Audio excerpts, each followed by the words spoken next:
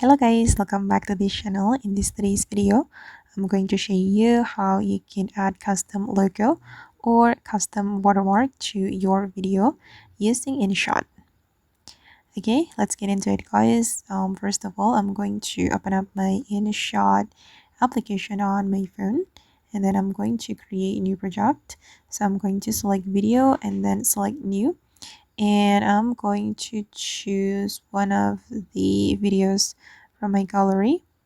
Okay guys, I'm going to choose this video for example, and I'm going to add custom logo or custom watermark to this video. But wait, let me remove the InShot watermark, and I'm going to replace it with my own watermark or my own logo.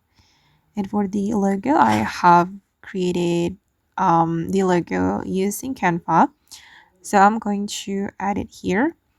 We can go to the PIB guys, and then I'm going to go to the Canva folder. Wait, let me search for my Canva folder.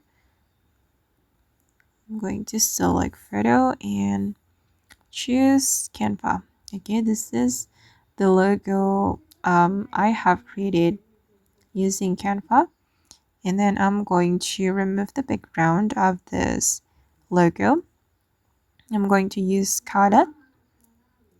Oops, no, I'm not gonna use the cutout, but I'm going to use Chroma feature because it doesn't work with auto cutout. I'm going to use Chroma feature and choose the white background so it can be removed. Okay, done. And I'm going to make it align with my video. And you can choose the place or the part where you want to put this logo on.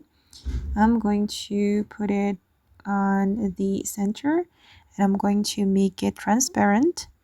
To make it transparent, we're going to reduce the opacity. Wait, I'm going to go to the edit, and you can select opacity right here, and I'm going to make it 40% like this, and then just click on the check mark. And as you can see guys, that the watermark or the logo has been added to this video. And yeah, that's a simple.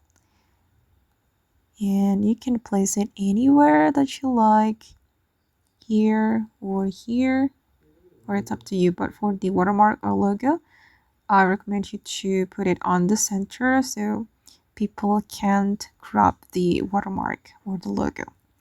Okay, and that's all from me guys. Thank you so much for watching, and see you in the next video.